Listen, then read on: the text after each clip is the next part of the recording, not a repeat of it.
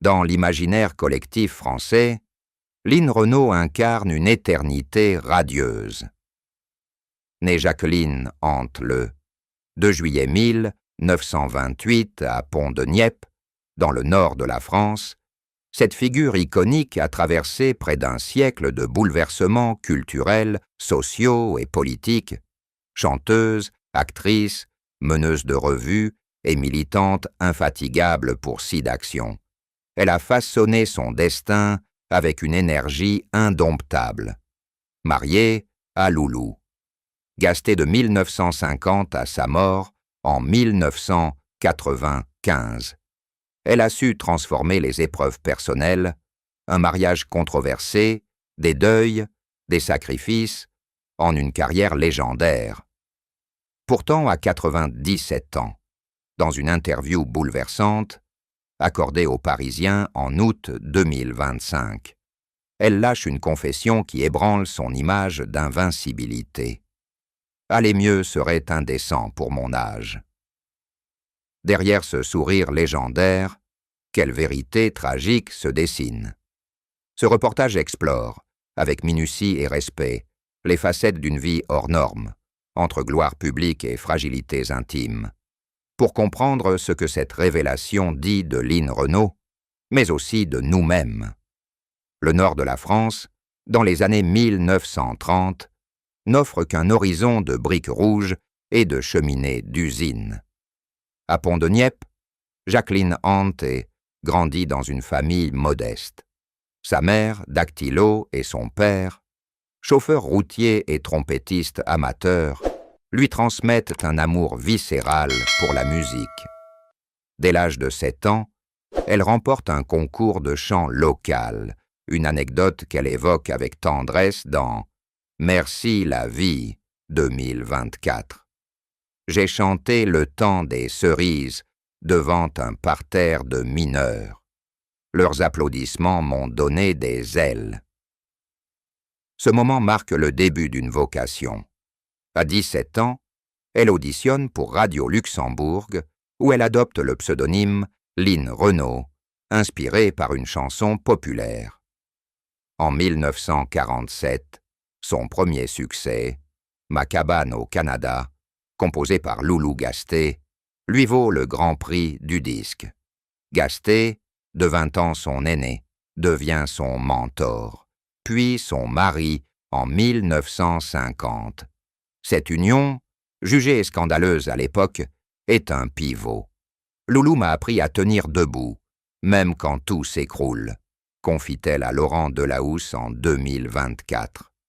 Mais ce mariage cache un sacrifice, un avortement clandestin à 18 ans, imposé par les conventions et par Gasté, qui refusait la paternité. Dans « En toute confidence » 2020, elle décrit ce traumatisme. « J'ai pleuré seule, dans une chambre froide, mais j'ai continué à chanter. » Analysons cette résilience, ancrée dans un Nord ouvrier où la survie exigeait du courage, explique sa capacité à surmonter les épreuves. À 97 ans, elle revient sur ses origines. Mon village m'a appris que la vie est un combat, mais qu'on peut le gagner avec une chanson.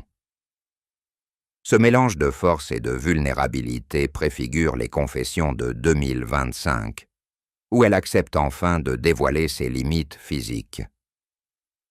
Les années 1950 propulsent Lynn Renault au firmament. Meneuse de revue au Casino de Paris, elle éblouit par son charisme et sa voix cristalline. Son tube Étoile des neiges, 1956, devient l'hymne d'une France en quête de légèreté après les années sombres. Hollywood l'appelle, elle tourne avec Bing Crosby dans The Girl Rush, 1955, et côtoie Dean Martin. Avec 86 films et 25 albums, elle devient une icône transatlantique. Pourtant, cette gloire cache des fêlures. En 1952, une chute sur scène au Moulin Rouge lui fracture le poignet. Elle remonte le lendemain, maquillant la douleur sous un sourire éclatant. Le public ne doit jamais voir la sueur, dira-t-elle à Paris Match en 1960. Son mariage avec Gasté, bien que fusionnel sur le plan artistique, suscite des rumeurs de tension. Des journaux à scandale évoquent des liaisons jamais confirmées. Plus grave, Lynn souffre de migraines chroniques dès les années 1960, attribuées au stress et à une vie trépidante. Un ami proche, anonyme, confie à Gala en 2023. Elle prenait des cachets en cachette, refusant d'admettre qu'elle était humaine. Cette image d'invincibilité cultivée avec soin devient un fardeau. Sociologiquement, elle reflète une époque où les stars, surtout féminines, devaient incarner la perfection. À 97 ans, elle analyse rétrospectivement. « J'ai passé ma vie à cacher mes failles. Aujourd'hui, je n'ai plus la force de mentir. » Le 10 avril 2019, un accident vasculaire cérébral, AVC, bouleverse la vie de Lynn Renault. Officiellement présentée comme une chute dans son jardin de la Jonchère, à Rueil-Malmaison, l'incident est minimisé par son entourage. Hospitalisée à l'hôpital Foch, elle endure des semaines de rééducation. Dans « En toute confidence », 2020, elle décrit l'humiliation. « On me demandait de tenir une cuillère comme si j'avais 5 ans. J'ai pleuré de rage, mais je l'ai fait. » Ce mensonge public, orchestré pour préserver son image, marque un tournant. Les séquelles sont lourdes, troubles de l'équilibre, mobilité réduite, fatigue chronique. En 2022, un second incident mineur, une perte d'équilibre lors d'un dîner caritatif, l'oblige à annuler des engagements. Pourtant, elle tourne. La belle course avec Danny Boone en 2023, prouvant sa ténacité. L'AVC m'a appris que le corps est un traître, mais que l'esprit peut le dompter, confie-t-elle à Closer en 2024. Ce combat silencieux illustre un paradoxe. Lynn Renault, symbole de vitalité, doit négocier avec une fragilité croissante. Psychologiquement, cet épisode révèle une peur viscérale de l'agisme dans une société qui idolâtre la jeunesse. À 97 ans, ces séquelles nourrissent sa vérité tragique. Un corps qui s'effrite sous le poids des années. L'année 2025 s'ouvre sur une alerte majeure pour Lynn Renault. En janvier, une grippe sévère, qualifiée de carabinée par son entourage, la cloue au lit à la Jonchère. Ce qui semblait anodin évolue rapidement. Une déshydratation sévère nécessite une hospitalisation à l'hôpital américain de Neuilly. « J'ai cru que c'était la fin », confesse-t-elle dans un entretien exclusif à France Dimanche, mars 2025. Sur X, le 11 février, elle tente de rassurer. « Dieu, que cette année est rude, mais j'en suis sortie, probablement grâce à vos vœux. » Ce message, teinté d'humour, masque une réalité plus sombre, des vertiges persistants, des douleurs articulaires amplifiées par l'arthrose et une fatigue qui s'installe durablement. En coulisses, l'inquiétude grandit. Une source proche, citée par Voici, février 2025, révèle « Lynn a chuté 2 fois chez elle en janvier. Sans son infirmière à domicile, cela aurait pu être dramatique. » Ces incidents, tenus secrets, s'ajoutent à une série de signaux alarmants. Des examens médicaux révèlent une fragilité cardiovasculaire, conséquence des séquelles de l'AVC de 2019. Un gériatre, interrogé anonymement par Le Point, explique « À 97 ans, le corps cumule les micro-traumatismes. Une grippe chez une personne avec des antécédents neurologiques peut déclencher une cascade de complications. Le printemps apporte un semblant de répit. En avril, Lynn poste une photo sur Instagram, souriante aux côtés de son chien pirate, légendé. Le bonheur, c'est simple. Mais ce cliché, soigneusement orchestré, ne dissipe pas les rumeurs. Lors d'une visite surprise de Muriel Robin à la Jonchère, celle-ci confie à Télérama: Lynn est une battante, mais elle lutte contre son propre corps. Elle ne l'admettra jamais devant un public. En mai, elle reprend le tournage de Résistante, un téléfilm pour France 3, mais les pauses fréquentes et l'utilisation d'une chaise roulante sur le plateau trahissent son état. Un technicien, sous couvert d'anonymat, rapporte: Elle insistait pour marcher seule, mais on voyait la douleur dans ses yeux. Analysons, 2025 marque une transition vers une acceptation forcée de la vulnérabilité. Lynn Renault, qui a toujours incarné la vitalité, doit composer avec un corps qui l'a trahi. Ce combat intime, masqué par des apparitions publiques calculées, reflète une tension universelle, celle du vieillissement dans une société obsédée par la performance. Chaque matin, je me bats pour me lever, confie-t-elle à Le Figaro, juin 2025. Cette phrase, simple mais lourde, résume une année où chaque jour est une victoire arrachée au déclin. SIDAction, cofondée en 1994 avec Pierre Berger, est de bien plus qu'un engagement pour Lynn Renault. C'est une mission de vie, marquée par la perte d'amis comme Cyril Collard, emporté par le sida en 1993. Elle a transformé sa douleur en action. Voir des jeunes mourir sans dignité m'a brisé le cœur, déclare-t-elle dans un documentaire de France 5. Lynn Renault. Une vie pour les autres, 2023. En 2025, à 97 ans, elle reste vice-présidente de l'association, un rôle qu'elle chérit malgré les contraintes physiques. Cette année-là, son absence au concert annuel de SIDAction, le 22 mars au théâtre Marigny, fait couler beaucoup d'encre. David Hallyday, Bilal Hassani et Angèle enflamment la scène, mais c'est son message vidéo diffusé en ouverture qui émeut le public. Votre générosité est ma force. Jusqu'à mon dernier souffle, je combattrai pour ceux qui souffrent. La voix tremblante, le regard fatigué, elle touche des millions de téléspectateurs. Pourtant, ce moment cache une réalité difficile. Lynn n'a pu se déplacer, clouée chez elle par des vertiges et une faiblesse générale. Stéphane Bern, animateur de l'événement, confie à Télé Loisirs: Lynn est notre boussole, mais elle est épuisée. On protège son image, mais elle souffre en silence.